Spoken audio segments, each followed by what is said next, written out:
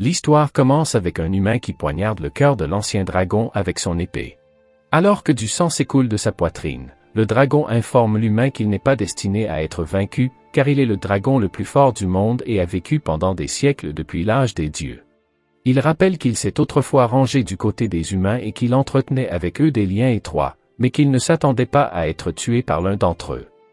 Juste avant que son corps ne se transforme en poussière, il souhaite que la faucheuse emporte son âme dans les profondeurs du monde souterrain, car il a vécu si longtemps et peut maintenant reposer dans une paix éternelle. L'instant d'après, il ouvre les yeux et voit des humains qui le regardent. L'ancien dragon ne comprend pas ce qui se passe, car la famille commence à l'appeler leur fils bien-aimé et le nomme Dolan. L'ancien dragon, devenu Dolan, se rend compte qu'il s'est réincarné en humain dans le village où il a été tué par le mage humain. Au fil du temps, Dolan grandit et devient un excellent jeune homme. Il réside dans un petit village appelé Berne, situé à la frontière nord du royaume continental d'Arkrest. La seule industrie importante du village est l'agriculture et Dolan travaille dans les champs pour gagner son pain quotidien.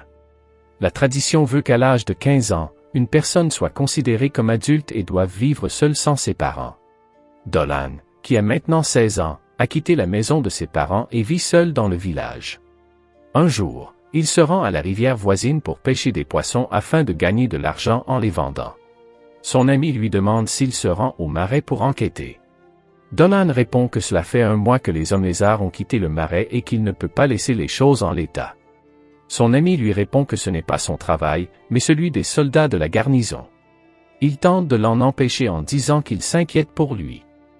Dolan le rassure en lui disant qu'il s'en sortira et que, puisque le capitaine Ballan et ses hommes gardent le village, il n'a pas d'autre choix que d'aller lui-même enquêter. Il ramasse ensuite le poisson qu'il a pêché et se rend chez lui. En chemin, il rencontre ses amis et partage un peu de poisson avec eux. Ils l'avertissent également de faire attention aux démons et aux voleurs sauvages, lui révélant que la sécurité autour de leur village urbain n'est pas très bonne et que tout le monde doit se défendre. Lorsqu'il arrive chez lui, il est immédiatement accueilli par une jeune fille nommée Eri, qui lui dit de sortir car ils ont un cours de magie. Dolan s'exécute et leur montre sa force en frappant un poteau avec son sort de magie du tonnerre. Son professeur, la doyenne du village, est ravi de ses progrès en magie et l'encourage à faire aussi bien dans le cours de potions. Dolan la remercie pour tout ce qu'elle lui a appris et promet de faire de son mieux à l'avenir. Le soir, Dolan aperçoit une jeune fille et est surpris par sa beauté. Le chef du village la présente comme Christina et informe Dolan qu'elle vivra désormais au village. Il lui dit également d'être gentil avec elle, car elle est la fille d'une famille noble. Il se serre ensuite la main et Dolan se rend compte, à la vue de sa poigne, qu'elle est une habile épéiste. Cependant, il craint qu'elle ne survive pas à Berne, car la vie au village est pleine de dangers, le risque de mourir de froid en hiver, et l'été qui est la période la plus chaude de l'année. Après leurs adieux, il rend visite à ses parents et les accueille chaleureusement. Il leur donne tout le poisson qu'il a pêché, leur assurant qu'il y en aura assez pour toute la semaine. Ce soir-là, ils s'assoient à la table et prennent un repas ensemble. Dolan est heureux de pouvoir enfin manger à nouveau la délicieuse cuisine de sa mère, mais son père plaisante en disant qu'il devrait trouver une femme qui sache cuisiner comme sa mère. Dolan acquiesce et répond qu'il sait à quoi ils font allusion, mais que pour l'instant, il n'a pas l'intention de se marier parce qu'il veut passer du temps seul. Ils comprennent son sentiment et lui disent de faire ce qu'il veut dans la vie, mais lui demandent de rentrer à la maison sain et sauf, car ils ont entendu dire qu'il allait dans le marais et ils ne veulent pas s'inquiéter pour leur fils bien-aimé. Dolan leur assure qu'il ira bien et qu'il reviendra bientôt. Au moment où Dolan s'apprête à quitter le village, les gardes du capitaine Ballan arrivent et l'empêchent d'aller dans le marais. L'un des gardes dit que c'est leur devoir, pas celui de Dolan. Mais son coéquipier lui fait remarquer que s'ils sortent et que les démons attaquent le village, il n'y aura plus personne pour le protéger.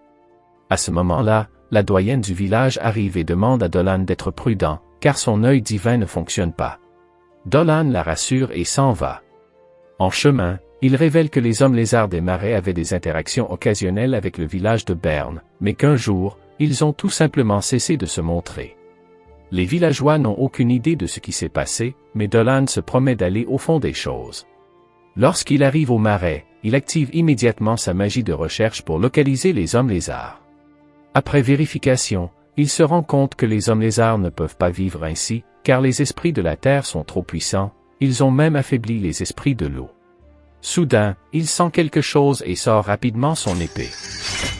Il pense que les démons autour de ce marais doivent être puissants et qu'il sera difficile de se battre avec eux, mais à sa grande surprise, le démon s'avère être une Lamia, une fille au corps mi-humain et mi-serpent. La jeune fille lui demande ce qu'il fait tout seul dans le marais, et avant qu'il ne puisse répondre à sa question, un esprit géant arrive et attaque la jeune fille.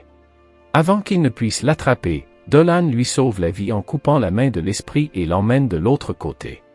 Il se cache derrière un champignon géant jusqu'à ce que l'esprit soit hors de leur vue.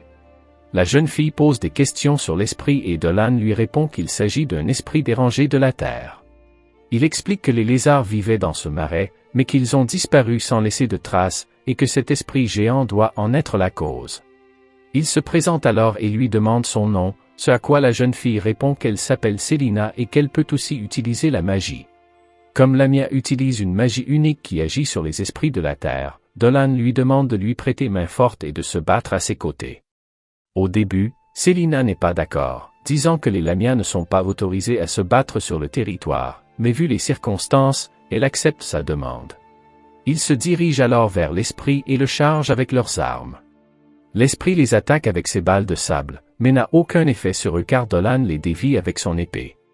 À ce moment-là, Selina invoque l'esprit du grand serpent et capture le monstre de sable. Son pouvoir n'est pas suffisant, mais il l'est pour que Dolan fasse exploser le corps de l'esprit et le coupe en deux avec sa magie de dragon.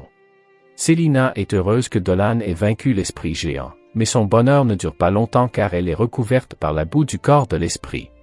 Dolan lui dit qu'il faut nettoyer ses vêtements, sinon elle va prendre froid.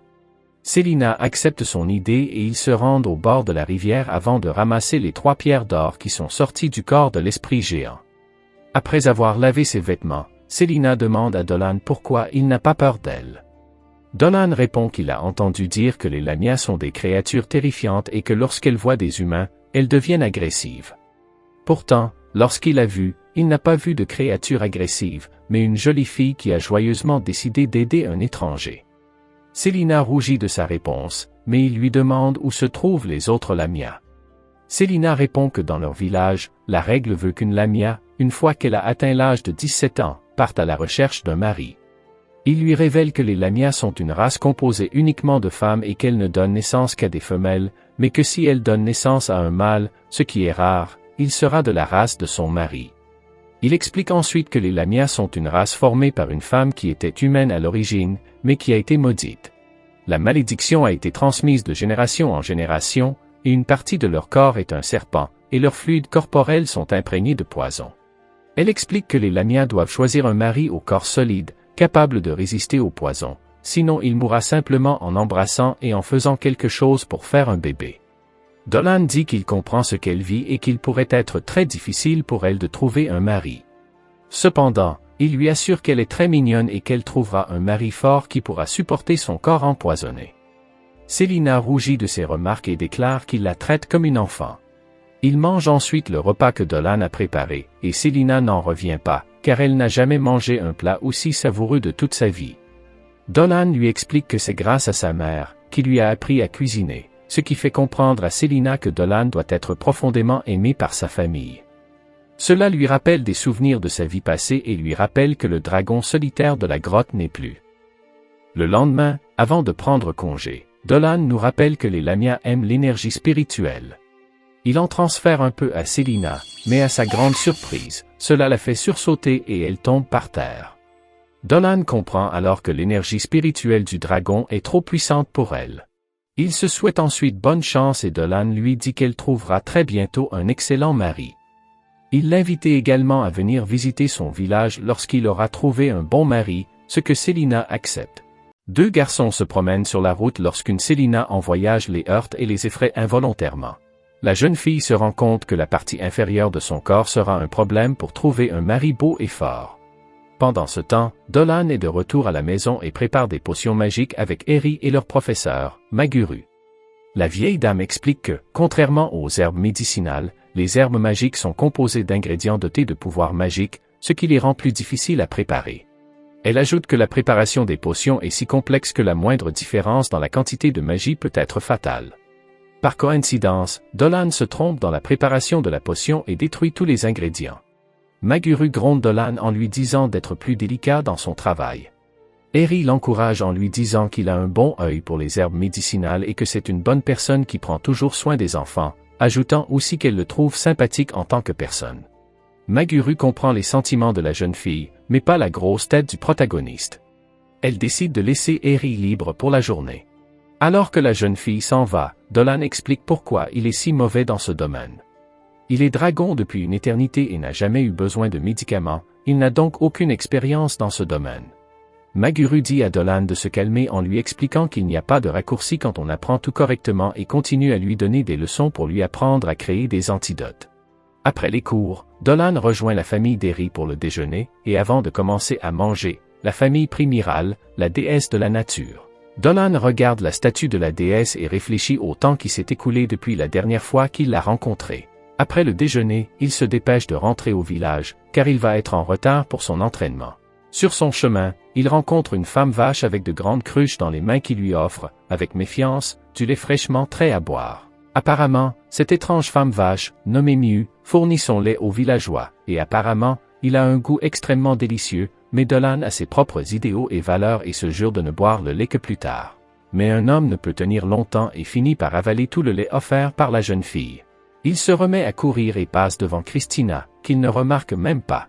Au camp d'entraînement, Albert apprend aux enfants à manier la lance et leur accorde une pause à l'arrivée de Dolan. Mais au lieu de faire une pause, les enfants se précipitent vers Dolan pour lui montrer leur lance, ce qui montre à quel point les enfants sont attachés à Dolan. Dolan sent soudain la présence d'un démon dans la forêt voisine et décide de vérifier par lui-même plus tard. La nuit, il s'enfonce dans la forêt en se demandant pourquoi un démon, dont l'aura le rend incompatible avec ce type d'environnement, a choisi de venir ici. Grâce à ses compétences, Dolan localise le démon et le trouve derrière les buissons en train de prendre une douche privée. Le prétendu démon n'est autre que Célina. Elle sursaute en voyant Dolan et se heurte accidentellement à la casserole d'eau chaude, mais avant que l'eau bouillante ne l'éclabousse, Dolan la sauve en lui sautant dessus. Il veut continuer à profiter de sa beauté, mais elle le supplie de faire preuve de retenue. Célina le gifle alors à juste titre, lui faisant comprendre qu'il devrait faire preuve de plus de respect envers une femme. Peu après, Célina explique qu'étant donné que tous les humains ont peur d'elle, ils essaieront probablement de la tuer, et elle en conclut qu'il est préférable pour elle de choisir Dolan comme partenaire potentiel. Dolan ne se rend pas compte que Célina veut avoir un enfant avec lui et finit par lui demander de vivre dans son village en lui expliquant que les villageois sont amicaux envers les demi-humains et les démons, en prenant l'exemple de la femme vache. Dolan convainc Célina de s'installer dans son village en ajoutant que sa vie serait bien plus agréable si elle restait avec lui et flirte involontairement avec elle. Il se serre la main pour conclure le marché et, comme la dernière fois, Dolan donne à Célina un peu de son énergie vitale, ce qu'elle trouve très satisfaisant. Dolan élabore un plan pour gagner la confiance des villageois, car il ne peut pas la faire venir de nulle part. Le lendemain, les villageois trouvent des animaux morts et appellent leur capitaine. Celui-ci n'a pas l'air content, car ils ne savent pas qui leur apporte de la viande. En inspectant les traces, son subordonné Malida reconnaît qu'elle ne semble pas du tout être celle d'un serpent. C'est alors que quelqu'un leur rappelle un demi-humain qu'ils ont vu la nuit précédente. En entendant cela, le capitaine Balan comprend immédiatement qu'il s'agit d'une lamia. Il estime qu'il s'agit d'une espèce très dangereuse, mais se demande pourquoi elle ne cesse de lui offrir de la nourriture. Peu après, les anciens du village se réunissent pour débattre de la question. Ils ne comprennent toujours pas pourquoi cette bête continue à apporter des proies tous les jours. Malida commande bêtement le goût délicieux du poisson apporté par le lamia la veille et se fait immédiatement réprimander par le capitaine Balan, qui suggère de constituer une équipe d'assaut pour chasser le lamia. Mais comme il n'y a pas beaucoup d'hommes dans le village, les anciens pensent que c'est une mauvaise idée et suggèrent plutôt de demander plus d'hommes à la capitale. Pendant ce temps, Dolan s'inquiète de la haine entre les humains et les démons, mais espère que son plan avec Célina fonctionnera. Alors que les anciens se disputent, Maguru leur rappelle que la lamia n'est peut-être pas aussi menaçante qu'ils le pensent, puisqu'elle leur a envoyé des cadeaux. Elle leur conseille d'attendre les résultats de sa voyance avant de prendre une décision. À ce moment-là, Eri arrive avec les résultats, et après les avoir examinés, Maguru révèle que la lamia est de bon augure et elle leur demande d'être patient en essayant de comprendre quel est son but. Dolan court joyeusement dans les bois pour informer Célina de ce qui s'est passé et lui demande de procéder à la phase finale de leur plan. Célina apprécie l'aide que Dolan lui a apportée en élaborant le plan jusqu'à présent, mais il déclare qu'il ne fait cela que pour elle. Il lui montre alors la phase finale du plan, avec une dernière étape à franchir.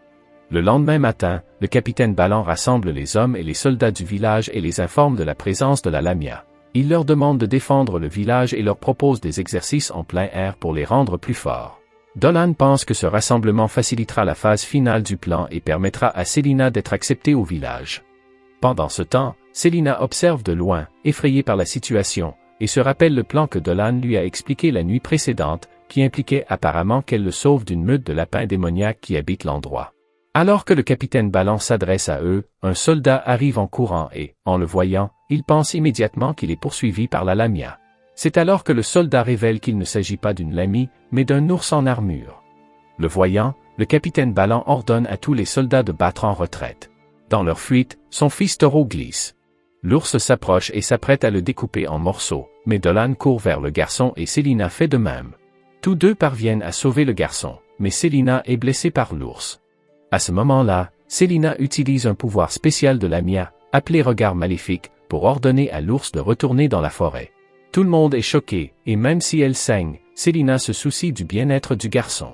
Le capitaine Ballan ordonne à Taureau et Dolan de s'éloigner d'elle. Bien que Taureau obéisse aux ordres de son père, Dolan refuse et rappelle au capitaine que la Lamia vient de sauver la vie de son fils, mais l'idiot chauve reste fermement convaincu que la Lamia est dangereuse. Célina les supplie de la laisser rester au village et leur révèle que son père est un humain comme eux, promettant de ne pas leur faire de mal. Soudain, leur prêtresse, Laetitia, a une vision de la déesse Myrale, qui lui révèle que la Lamia n'est pas maléfique. Laetitia remarque que Célina a les yeux fermés pour ne pas nuire aux humains et lui demande d'ouvrir les yeux. Célina est ravie et s'évanouit immédiatement. À son réveil, elle est emmenée dans sa nouvelle maison où le capitaine Ballan lui a donné des peluches pour qu'elle se sente à l'aise. Ballan s'excuse d'avoir douté d'elle et la remercie d'avoir sauvé son fils de l'ours fou. Tous les habitants décident de mieux connaître leur race et de vivre en harmonie. Tout en faisant semblant de ne pas se connaître, Dolan et Célina se présentent devant tout le monde. Si vous voulez le 3e épisode de ce nouvel anime, abonnez-vous à la chaîne, commentez cette vidéo et laissez un like pour me soutenir. Merci d'avoir regardé cette vidéo.